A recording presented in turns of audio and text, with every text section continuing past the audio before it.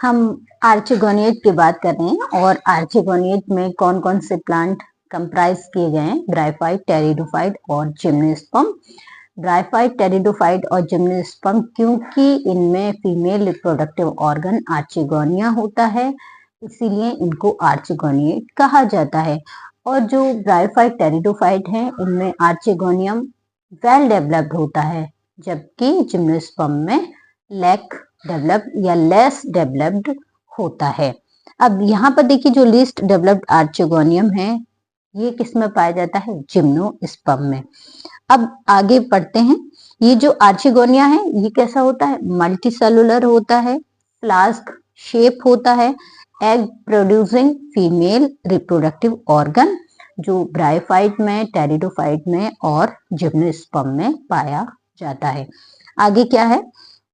The Archegoniate have been originated from aquatic green algae. किससे origin हुए हैं ये? एक्वेटिक ग्रीन एल्गी से।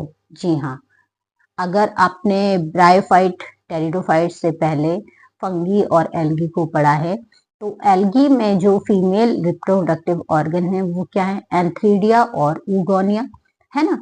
तो एंथ्रीडिया और ऊगोनिया से ही क्या प्रोड्यूस हुए हैं? कौन ओरिजिनेट हुआ है? आर्चिगोनिएट। ठीक है।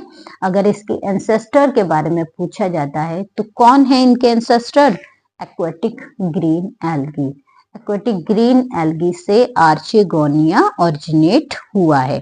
The presence of pigment support that brophyte have been evolved from the algal ancestor, and most or unique features of Archegoniate are reduction in growth of gametophyte with the development of sporophyte. So from amphibians, this their clear indication the bryophyte have originated from alga, and from bryophyte early and plant like pteridophyte and gymnosperm have been evolved.